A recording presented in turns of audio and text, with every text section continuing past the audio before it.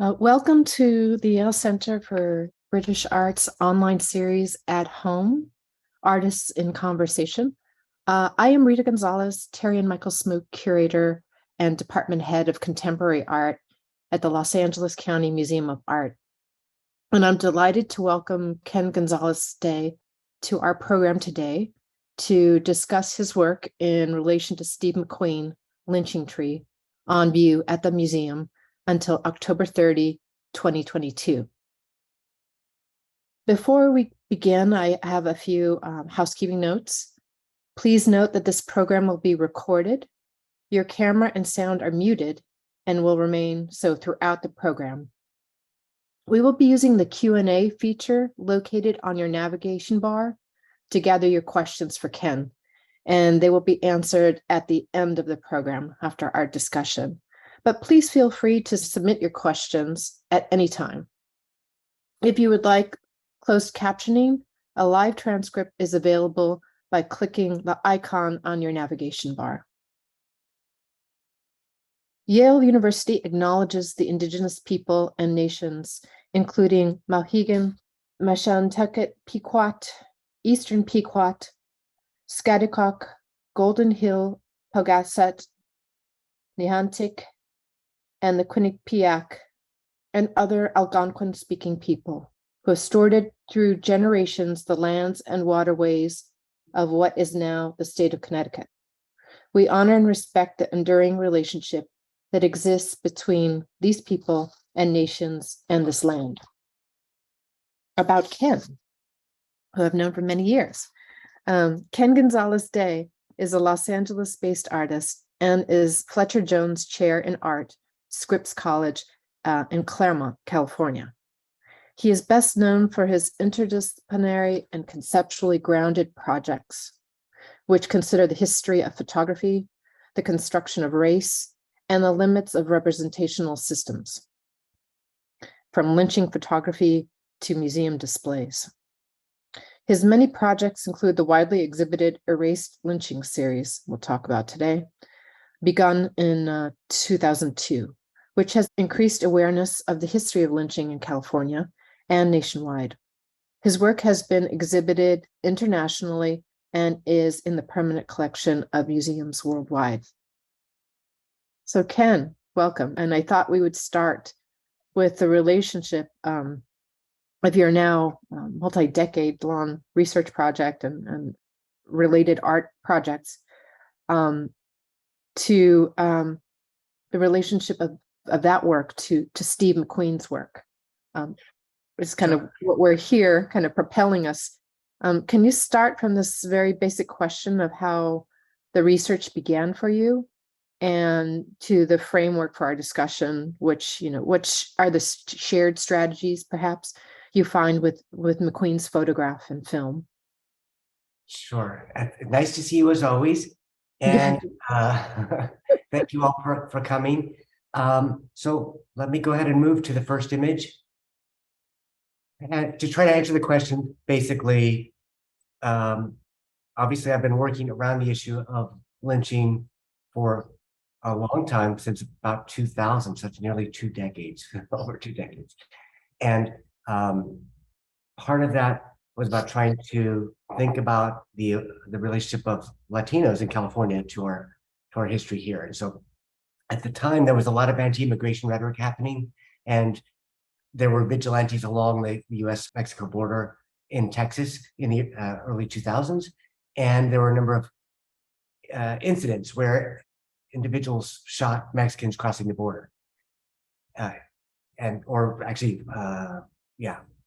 believe they were actually Mexican in that particular case. And so I was trying to think about this long history of tension, racial tension between our nations. And this also overlapped with the publication of Without Sanctuary, which was published in 2000. And so I was already working on the lynching book when Without Sanctuary came out. And it was one of those moments where, you're like, oh, darn, I've just spent years working on this thing and somebody else has just done it. But actually, can you say a little bit about the book for those who don't sure. who are unaware? Yeah, and I'm gonna show a picture of it too in a second. So I thought I would start with this tree, which is from a short film I made recreating a lynching from California's history. And to pair that with an image of basically Steve McQueen's, his is 2014, mine was 2015. So actually kind of the same time we were thinking about this idea of restaging. And then I think my next slide here is the two books. So basically to frame, I guess, for the audience, this idea of really almost at the same time thinking about this idea of restaging and reframing this history, right, in very different contexts. So the history of the South and the history of the West. And the backdrop for that in terms of scholarship was I think for both of us and for really the nation, was Without Sanctuary, which included about 100 images of lynching of African Americans.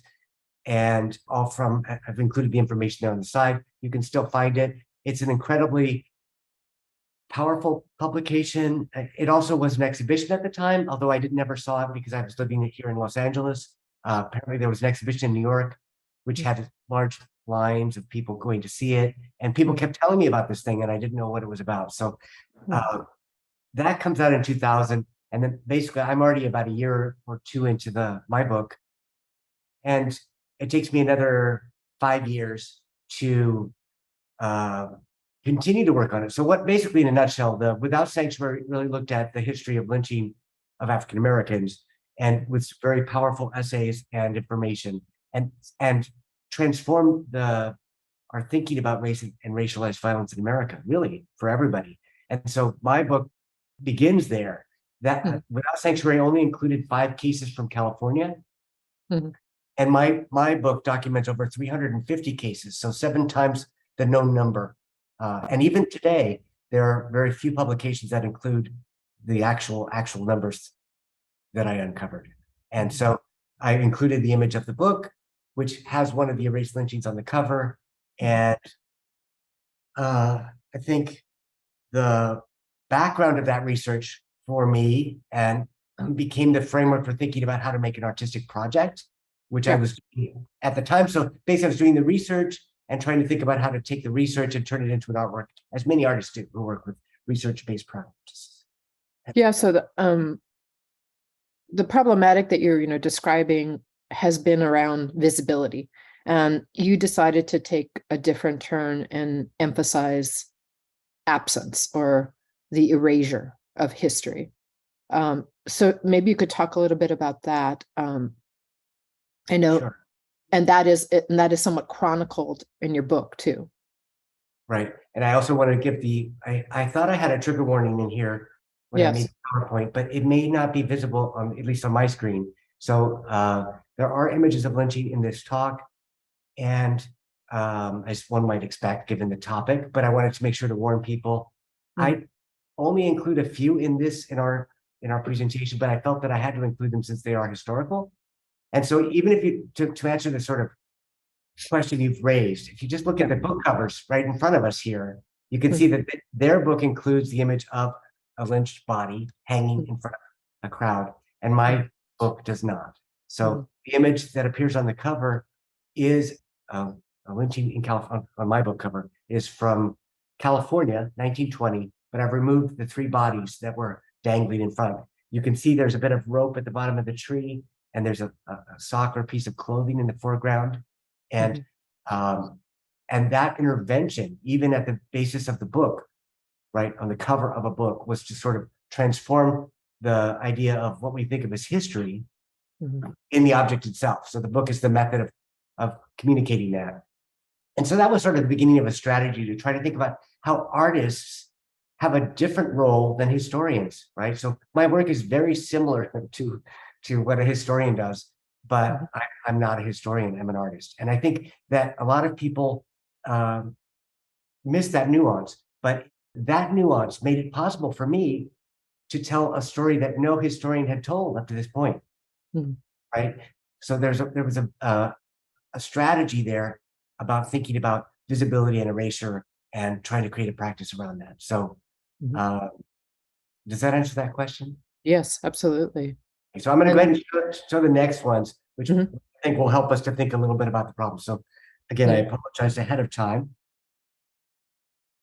this slide I put in just to include some real basic information. So you see on the far right, the image from the book cover with the original guys in it. Valento, the man without a shirt, was what may have been the last Latino lynched in California in 1920. And in the middle, you see what is basically referred to as a copy print, meaning a photographer photographed the photograph and then added the copyright information. So this may or may not be the actual photographer to the image. Many photographers reproduce these and resell them. And they were sold as postcards and sent all over the country. And then on the far left is the first lynching photograph in California from 1877. It's one of the earliest images of lynching in the United States. And you see here is two mestizo men, basically in San Jose, California in 1877. And that image was made as probably would have been a view card at that time. So go to the next one. So that gives a framework of sort of the information I was looking at and the historical material. I spent a lot of time at that time looking at this thing, very new thing called eBay. It's hard to imagine, but it was new back then. And there actually were a lot of images that I could find on there. So I have a pretty large collection of images. And I used the actual photographs or rephotographs of the photographs to make many of them. So what you're seeing here is an image that was one of the ones I found off of an online site. You can see it's been retouched. This is from a 1933 double lynching in California. And I included here today to help us think about this idea of restaging and the notion of the lynching tree that we see in from 12 Years a Slave and in the exhibition on view there. In this one, you can see that these individuals have basically, after they've lynched the two men, they are chopping away bits of the tree to take as souvenirs. Many of these souvenirs would be sold or traded. And you can see that they're not feeling very guilty about their action, right? So the bodies may still be hanging from the trees right behind them. And they're quite ecstatic about it. And what we see here is the photographer is also complicit in being there, taking the photograph. And the paint on top of it was used for newspaper reproductions. They would basically white out or gray out areas so that it would reproduce in black and white better. And so that's what you're looking at. It would have been a mock-up that would then be placed to the newspaper print. And so it was sold as a very cheap item on eBay and something that I then collected as a part of this project. And then here from the run-up film, which I have a clip up on my website.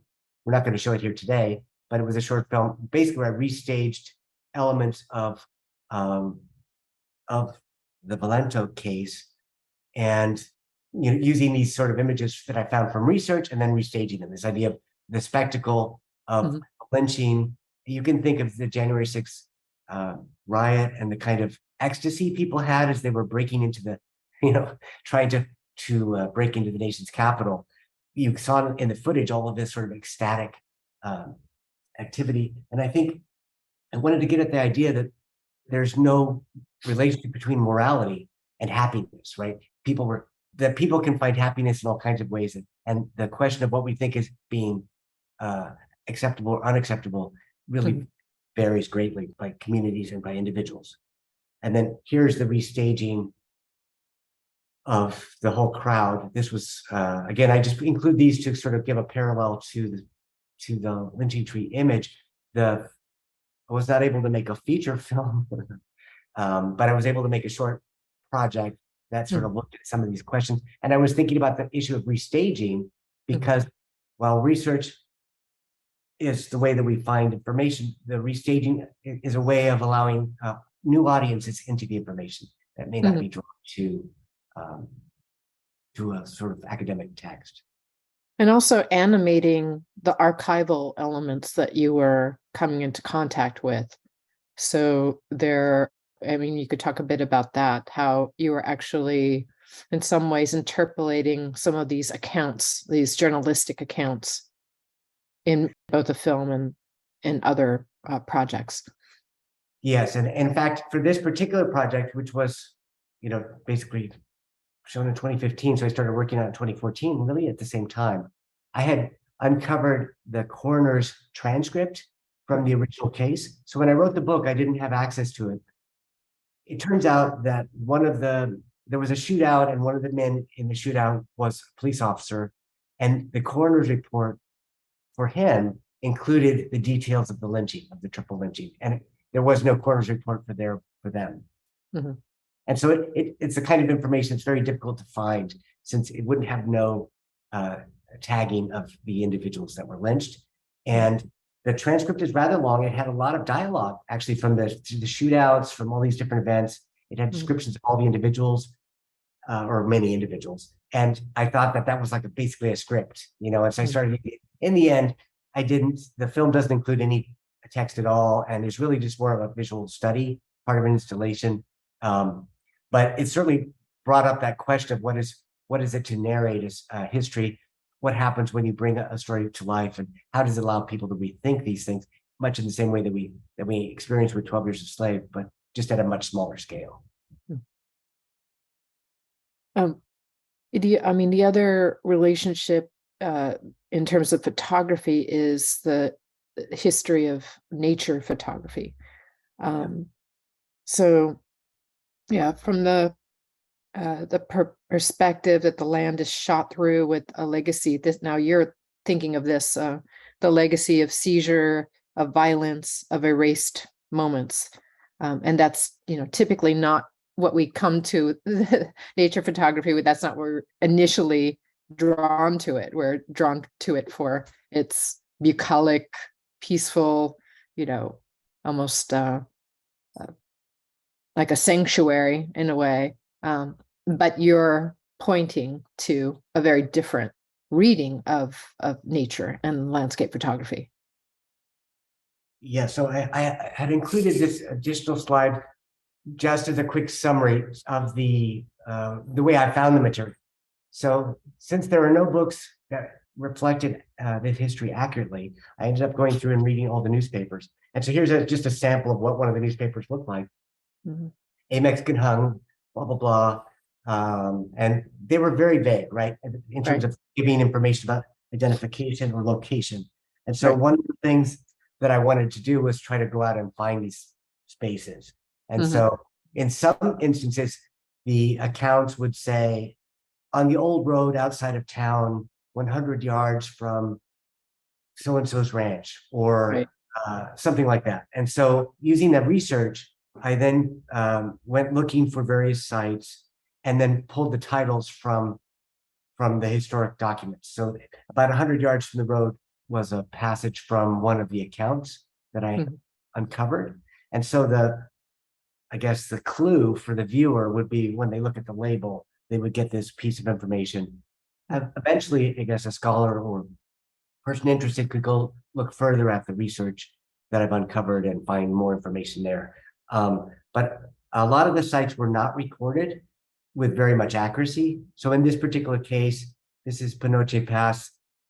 This road that you see in the distance was probably there in 1850, right? But whether there was a tree here or a tree there is pretty much hard to know. And so from my perspective as an artist, as opposed to a historian, I didn't feel I needed to recreate the documentary aspect, but it was more of a performative element, where I personally spent 5 or 6 years of my life traversing the state, looking for locations, looking for clues, and then ultimately creating photographs using the 8x10 Deardorff camera, which is a very large format camera. These early ones were shot on film, and were meant to take all of those tropes of the traditional landscape photograph, but to unsettle them so that there would be a sense in which the landscape was haunted or inhabited, even if we didn't know precisely by what or by who. Was sort of the implication. I have a few I can share very quickly. This one is an actual tree. This is a great one. So the title's at the bottom there: Lynching Unconfirmed Mexican, 1850, hang tree at Second Garage. And this one you can see is, even though it's said to be a historic tree, in fact, it may have actually been located across the street. So apparently the tree fell over, it died at some point, and they drug it across the street and built, sort of propped it up on this little stand And there's a little motel you can stay at right there, kind of to create a tourist attraction, I think. So even the question of what is a document, what is real, Right. is I wanted to throw into the mix that all of these sites are in a ways fabrication, as all history is a fabrication of a narrative that somebody imagines to be true. And then I love this one. Just outside Hornitos. Yes. Basically, it's a ghost town now. When you go there, you can see some adobe buildings and there's a little road, but this is still the main road that you would have gone into. So certainly, any lynch mob or any action would have traveled down this pathway. I also like thinking about the trees as witnesses. And a lot of the sites were sort of thinking about the landscape and the tree and the legacies of that, particularly as the California oak tree they've been disappearing and dying off in recent years. And then one last one. At daylight, the miserable man was carried. And I think a lot of people do notice, which is quite accurate, that without the title, of course, you wouldn't get the meaning, but everything has a title. Language is the way that we get to work, right? To get to name and identify it. So it's part of a strategy, part of one of the many tools that artists use in kind of creating new meanings. It seemed like with the title, so in some cases you used a more documentary strategy, and then other cases you used more kind of poetic.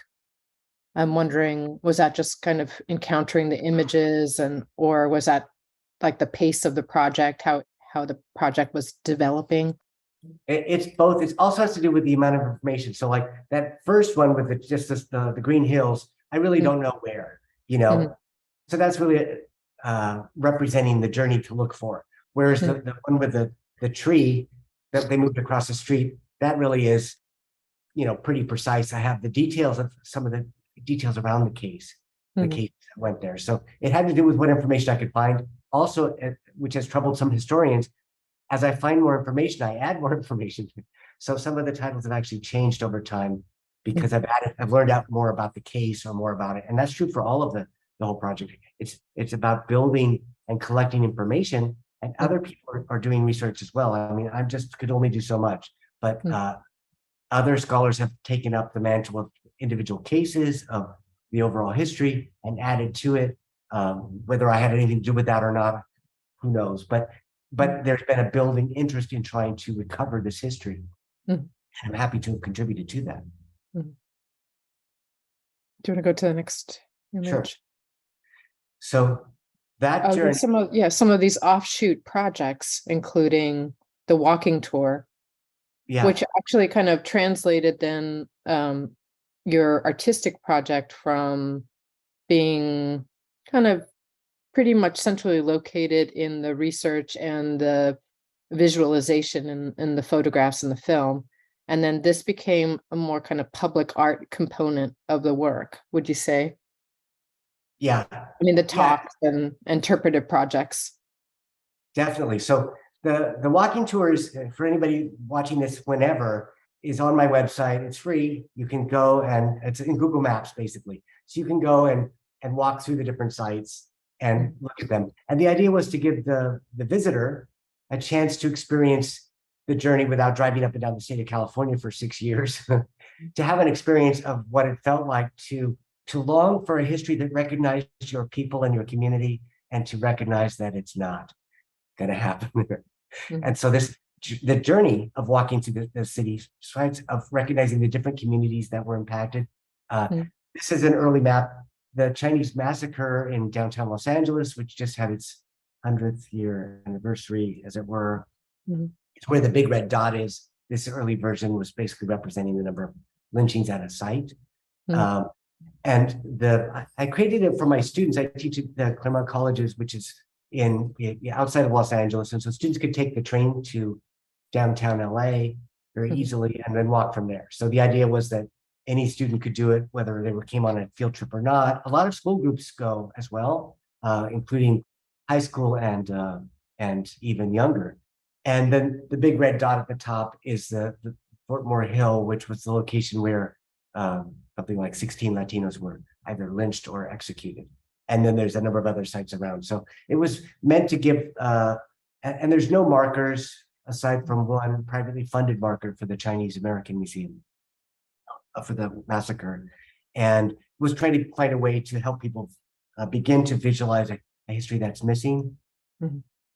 Here's the location of the very close by of the Chinese massacre. And the LA is actually planning to create a memorial for this occurrence. It's in the, I guess in the development phase, they're still fundraising for it. And there's a historical marker basically underneath one of those trees. There's a small brass marker at this time. And then this is the location in downtown Los Angeles, where you can see at the top, basically individuals that were lynched, and at the bottom, those that were publicly executed. The question of public execution varies, and that's again not for a different time, whether we would see them as legal or not today. But this just gives you a full case. You can see from looking at it, it's mostly Latino names. And so that really does tell a history that is not represented anywhere in the city of LA right now. And then just very quickly here, for those that are really not familiar with this history at all, the total number of lynchings in the United States, according to the Equal Justice Initiative, is certainly over 4,000. And the total number of Latinos uncovered so far by me and other scholars is now over 500. So basically, we make up at least 10% of the total case list. That should be a historic, important number that people should be taught in schools and colleges and in textbooks, and they just aren't. So I think part of my project has been about trying to raise awareness, both at the local level, but also at the national level, and to see affinities between racialized violence nationally, because I think only by acknowledging all of the communities can we really begin to tackle the complexities of racialized violence in the United States. And then at the bottom there, California is my specific research, and the number of Latinos in California basically is about 39%. And then I have the breakdown below that, Native American, Chinese, white, even those that were unknown. And then in the image, you see the lynching of Michael Lachenal. And you can see the children watching it.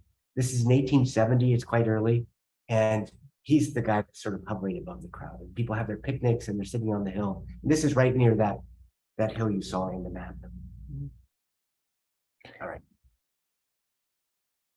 I mean, and in some ways, here we're go back to the beginning of the project too, and thinking of these as these, material culture, but also these messages. This one in particularly is horrifying. This is what he got, and you started to play with these postcards early on too. You were showing these. We didn't show some of the ways in which you displayed the postcards, but the erased postcard series was also part of this. So these, maybe if you can explain to everyone, these are projects that are happening in, simultaneously as you're working on the research. Maybe just like to talk a bit about that, like how you decided to translate, what you were finding into different, like for example, this one, the erased lynching series, because there are different modes, different tactics, visual or otherwise tactics to dealing with this material, processing really the material. Yeah, that's a great question. I showed the previous slide just to give you an example of the original of what I would find, and that one I did find on eBay. It shows a Mexican that has been basically hanged along the U.S. Texas border sometime between 1914 and 1919, and there were a lot of conflicts along the border, and you can see here. So that's the original source material, and then the artwork that came out of that was the erasure. So basically, I removed the body from the center of the image. I have to recreate the world behind it, of course. This is using basic Photoshop. I think I started using Photoshop 3, which is a long time ago, for those that know Photoshop. And so the idea was not so much that it's that technical. Today, you could probably use the wand brush and do some version of this. But at the time, it was about trying to think, how do I deal with a history that really only I knew about at that time, or at least it's a circle of people I talked to. nobody was familiar with the history, and a lot of people doubted how meaningful it was as a history, including scholars. Historians would say, yeah, some Latinos were killed, but they were really bad, you know. You know, Right. and there were people that also characterized me as being a overly passionate Chicano historian and something in the early press.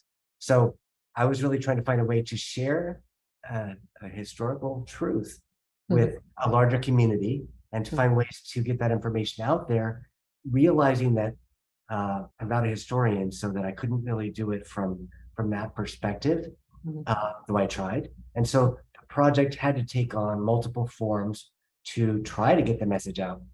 And so the one form was, of course, as a Latino, to try to process the grief and trauma of the land, right? And go looking for these sites and try to create something out of that, something productive, something beautiful, to create artwork, to use the artistic process to heal, at least myself.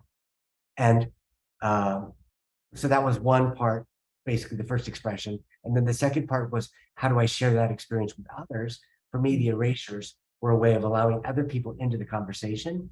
So you can imagine, if you see this image and you're not familiar with the history, it invites you to think about what's happening here and what's going on. And I find very few people can't figure out what's happening, and they're often shown in a grid or grouping, so that even if maybe one image is very ambiguous, as you begin to see multiple images, you begin to piece it together. And so that was sort of the second strategy. And then the third strategy was, of course, writing the text itself, the book, which came out in 2006. But I was making all these artworks along the way. And then, of course, it's also included in lectures like this, and in my teaching, and then the various walking tours and other publications. So basically just trying to get the information out there however I can to try to share it. And others have added to that history and identified cases in other places, in other states. And in this particular one, I like to look at it because one of the things that you don't see when the figure's included is it's hard to look at the other people in the audience. So part of the idea was to also look at not just think about the victim, but to think about the systems that make this violence possible. And so you see these guys are smiling and posing for the camera. They're not looking at the body, they're looking at the photographer. That's right. Right. And they want to be seen, they want to be documented. Yeah. And they're smiling, they're posing, they're standing upright, they're doing all kinds of things that people do as a performance for the camera. Right. We do have a question that came in, and the question is, and you addressed it to somewhat, but how were these original images archived?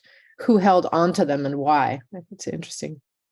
Yeah, no, great question. So the original ones were all from eBay. So basically people had them, and I guess what happened a lot, and a couple of people wrote to me as well that they had them from their grandparents.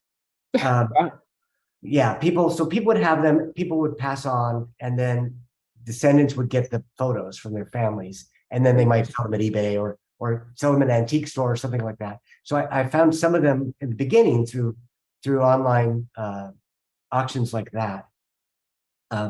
After a while, that became more difficult, and so I also began doing additional research in archives, so state archives and local archives, Library of Congress, and different resources like that. But the first ones are all from original photographs, and so those photographs, this one would have been made as a multiple, probably hundreds were made, and they're probably in all kinds of different collections. And then the originals that I have, I still have.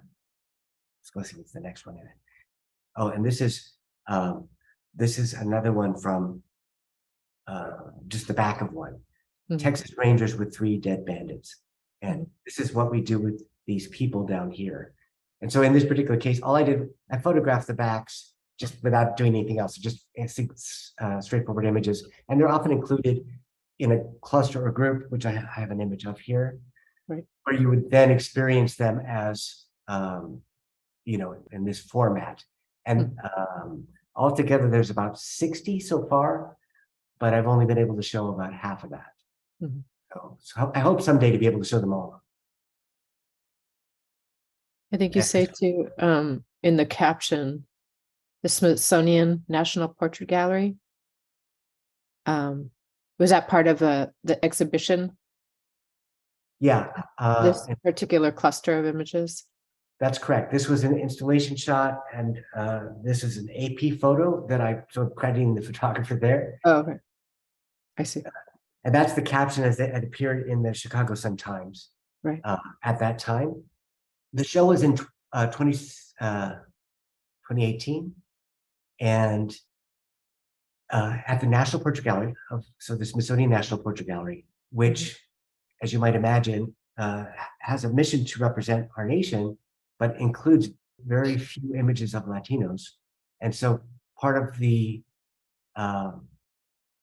intention of this installation in the National Portrait Gallery of showing images which had no people in them was to invite viewers to think about who's represented in our nation's capital. And this is when and this is very much going against the grain of what the National Portrait Gallery would typically display, because it is typically displaying images of celebratory images, or images about the power of representation, the power of self-representation, or kind of the selection of a person of notoriety. So this is very much coming at odds with that strategy of making visible, And this was happening at the time when there were literally thousands of children being imprisoned along the US-Texas border. Right. And this was in our nation's capital. So our former president, I guess he never actually went and saw the show, but I guess the former first lady did walk through the museum. I don't know that she looked at my work or anything, but we were trying to get, I think the museum was very brave to take on such a difficult topic at that time, and to really try to present the complexity of the nation, right? And so the room, I thought, was really effective in sharing that. I should also say that the race lynchings do include all races and all regions, but so if you look at this wall, you can see there's some from many parts of the country, not just California, and was a way of sort of allowing us to think more broadly about the question of racialized violence in America, and also the kind of the construction of whiteness in thinking about the social dynamics that make these events possible. So you can see the crowds, you can see the individuals glaring and looking, you can see the way sometimes they're masked or not masked. There's almost always looking at the camera, maybe the role of the photographer in constructing these images. Some of the earliest uses of flash photography were for lynchings. I have another question from Mark Aronson. Ken, your work with reenactment reminds me of another artist we have featured in our lecture series, Anmi Lee. Her work often uses reenactment to understand her own past, and she places herself within them. Where do you place yourself in your reenactments? Are you completely behind the camera? Do you enter into the scene? Are the reenactments helping find yourself in this history of lynching? It's a great question. Yeah, it's a great question. So yeah, I'm behind the camera because I'm taking the pictures. So so I really stayed in that role behind the camera. But I think the idea of selecting the location and the narrative and trying to tell the story in that particular image I showed with the group, I include Latinos and African Americans within the construct because they were often present in the background of these events, right? And the family members, I read accounts in which family members were lynched, and they would go and watch that family member be killed because they wanted to be there, of course. And so I was trying to, I guess, place myself in that moment, and also to try to visualize for others what it would be, not just to imagine that you're somehow some abstract, what we think of as a racist model, but that in fact, these are communities representing a bunch of different perspectives, a bunch of different ideas and information and misinformation. Not everybody's right in the same place. And so, and when we look back at it, it's very hard to decipher. So just think, for example, of January 6th. It's the best example I can think of. There are really different views in our nation right now about what took place on that day. And if people are on different, you know what I mean? So I think it's hard to believe that there are different views on that, but there are. And I think that's same can be said historically, because these events are cumulative in the sense that they build a dynamic within a community, and then this thing happens. So if you think of those guys smiling, touching that tree in that early image, I wanted to try to capture that, the horror of that moment, and to share that in a way that is in our own time. So for me, my presence is in the, I guess, in the scene staged or in the ensemble, and it was shown together. So it was still images plus the short film clip, more of an installation. It was not meant to be a standalone film, like 12 Years a Slave. It was meant to be a part of an experience where you would walk in and you'd see the images. The images were separate from the film. They were shot by me. The film was separate footage, and it was basically a much more fragmented narrative in which you had to wrestle with what was present and what was missing. Another question, how do you feel about the erasure of the land itself? For instance, Fort Moore now has large housing and walkways that don't really acknowledge its place in history or the events that occurred there. Oh my goodness. Yes. So I had always, okay, so Fort Moore, so for people that don't know the local region, it's this memorial to the Mormon, to a small Mormon settlement that helped to found part of Los Angeles for a short period. It's a battalion, wasn't it? The Mormon members of a battalion? Yes. Okay. But there's so many other things happen in that location. Besides all of the killings, there was also the first school, the first cemetery. So a bunch of history happens that is erased. I have been working with an ad hoc committee connected with El Pueblo to try to create a memorial for those Latinos that were killed in Los Angeles, and to have it located somewhere in that region. Obviously, ideally, it would have been on the Fort Moore Hill, but now that's so developed, I don't think there's any way to make that happen. We do have a letter of support from the mayor. We have a couple council members, and we're still meeting with representatives at the state assembly level in the hopes of being able to have some kind of memorial created in Los Angeles at some point. I mean, if you look at the county that Atlanta is in, has something like 60 some lynchings. LA County, as it was back then, has like 40 something. So it's like one of the worst counties in the country. Right? You know, mostly Latino victims, and yet no representation of that at the state or local level. So ideally for me, I would love to see something somewhere in the downtown area to represent this history. In a way, that's why I've been working at this for so long, to try to see if we can create some kind of marker or memory of it in the physical world, not just in the virtual world. Can we go to the next image? Because maybe just to talk a little bit about what you're doing now. I think that's where we're at here. Yes. Yeah. So I just got back from a trip to visit the Lombroso Museum in Turin, Italy. And for those that are familiar, Lombroso wrote The Criminal Man and had lots of sort of faulty ideas about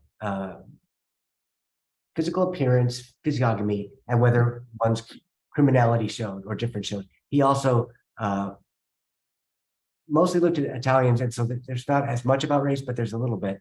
And I've been working on a project that's thinking about facial recognition software and technologies that are using some of the same principles. In other words, measuring the face, basically, to identify who you are, but that artificial intelligence is determining some of the relationships between your features. So part of it has to do with who developed the systems, the algorithms that run it.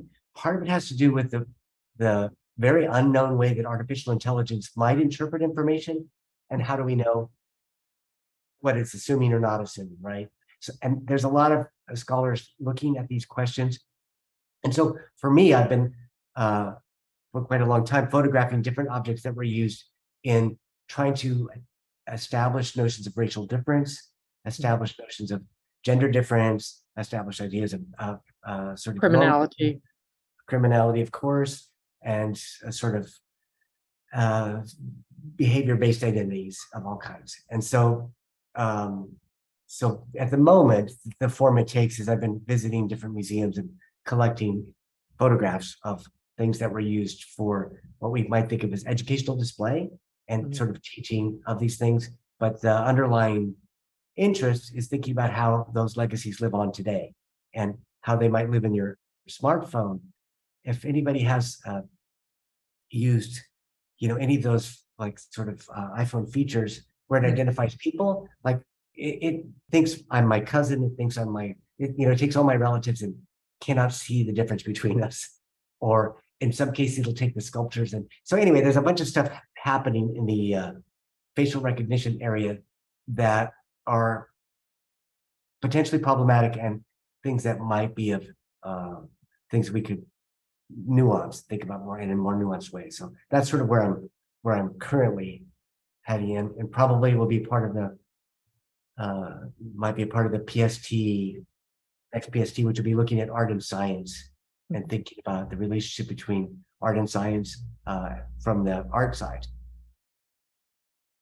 Right. And again, kind of integrating this new project, integrating research, archival work, locating, I would imagine, where all of these archives are. I mean, I like to see these photographs that you're bringing back because they all look like these, dusty, very strangely lit or theatrically lit spaces. So what is kind of like going into these sites, and is there kind of it seems like this kind of dormant space, but is there actually more activity and more interest going on? Or, how are you finding these collections? Yeah. So I'm going to stop the share so that people can see our faces. Yeah. Okay. So yeah, it's difficult to find the spaces, of course. And in fact, parts of this collection that I just showed you were made by a particular professor who lived in Parma, and apparently there's another collection there, so I have to go find that. But yeah, it takes a lot of research, in part looking through some of the earlier texts and figuring out what the objects were and trying to figure out where they might be now. Certainly done a lot of work in some of the larger natural history museums, and I've been really interested. I didn't get to show it for the Smithsonian, but part of it is I went and photographed some of the Native American busts that they have in storage facilities, and were once used to teach about sort of racial difference. Then went back and contacted the communities and descendants, and then shared those images and information there, and then represented the works in some cases with a corrected name or more correct biographical information as a way of correcting the historical record. And so part of it is when you're looking for these sort of marginalized communities that they often were not in the main National Portrait Galleries or in the main collections. They were in the scientific collections. Exactly. And so that has been part of the strategies, is finding, I guess, what we might think of our, ancestors in these different collections and rethinking those legacies and maybe giving them some kind of presence, autonomy. But they exist in some kind of limbo, though, because they're kind of maybe deaccessioned. They're placed in another area, kind of problematic history area. So that's really, interesting how to get access to these objects that are, the museums would probably rather not have them on display or that history on display. Yes, and often when I write them, they'll be like, no. Right. They just have to Google me and see what work I've done to know that I'm the kinds of things I'm interested in. But I always tell them, what I always try to tell the curators is, it's not your fault, right? That they didn't collect the objects. It's not your fault. They have a lot of guilt sometimes around a particular collection, but the collections are historic. They came from different places and they have a different role. I think part of what I think is important, and this sort of ties into the whole movement around memorials and monuments. You know, do we get rid of all of them? What do we keep? Who gets to decide what is kept or lost? And that's part of this larger question. What do we do with all these objects? The other part is that a lot of them were in plaster and very fragile materials, so they can't easily be shown again. They can't be shipped. And so in some ways, the photograph is the only way they can be shared.